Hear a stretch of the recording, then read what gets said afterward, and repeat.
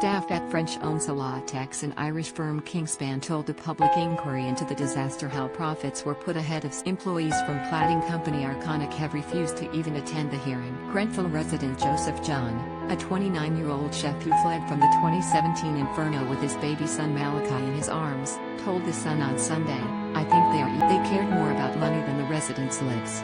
I was lucky to escape, but my life has been torn to pieces and they did this to me. They need to pay." Hearing about the creed of the inquiry discussed, they have no pity for humanity.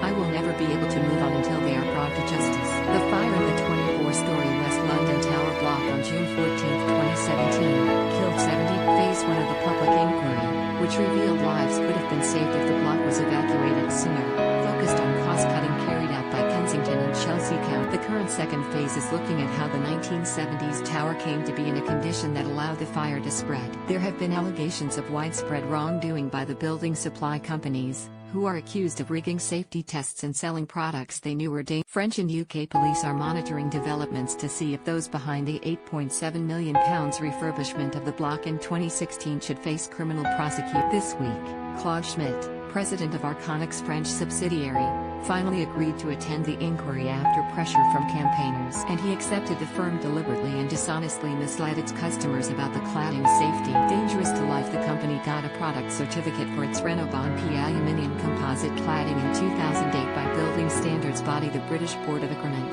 BBA, after submitting a successful safety test. But lead counsel Richard Millett QC claimed Arconic concealed 2 failed tests.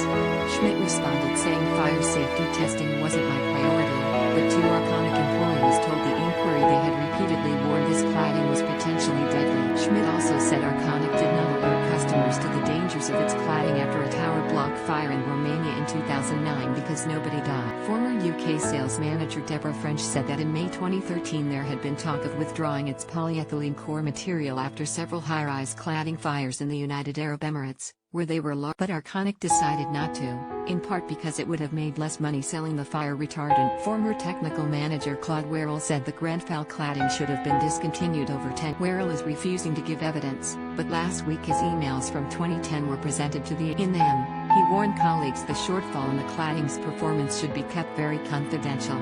He later told a customer the cladding would be protected in a fire. But from 2009 he sent emails to colleagues that included photos of fires tearing through buildings fitted with similar. The part-time fireman sent one in 2016 alleging Arconic got a rating for the cladding by arranging the system to refuse to give evidence. 2 other former employees have refused to give evidence, arguing it would put them at risk of prosecution in France. The French government denies this is the case. Salatex supplied 95% of the plastic foam insulation used on the roof. Its product manager, Deborah Berger, was so horrified to discover a safety test had been rigged by using fire-retardant panels to boost performance that she made a note in 2014 stating, "WTF?" Jonathan Roper, the company's former assistant product manager, also spoke about dishonest over-engineering so its 5,000 rupees insulation product could pass fire safety. This allowed Salatex to market its combustible rigid foam boards as being safe for use on higher. He said, "I went along with a lot of actions that, looking back, were completely unethical. I was 22 or 23, first job. I thought this was standard practice, albeit it did sit very uncomfortably." Kingspan supplied 5% of the insulation used.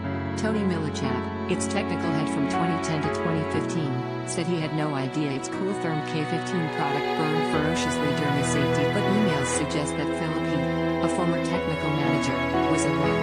He threatened to sue the off-one firm if it kept complaining about and get an email about a constructor asking if it was suitable for a high-rise. He wrote, "I think they are getting me confused with someone who gives a damn." Calculated deceit. Former Kingspan technical manager Ivor Meredith says he became embroiled in a deliberate and calculated deceit to sell dangerous cladding to 240 tower blocks. The inquiry heard how he had to fabricate a story that the foam panels were safe and complained to his boss, "We are stretching." Kingspan had allegedly used a different material to ensure Cooltherm was categorized as appropriate for use in buildings higher than 8. Some of the technical team said in emails and texts it was a ST product. Jean Murtaugh, the firm's billionaire Irish boss, apologized for the historical unacceptable conduct and process shortcut. Now the 50-year-old, who made a reported £22 million profit selling shares after the blaze, could face the inquiry. Grenfell survivor Joseph, whose son is now 4, said, "Since the fire my mental health isn't up to it. I'm still living in temporary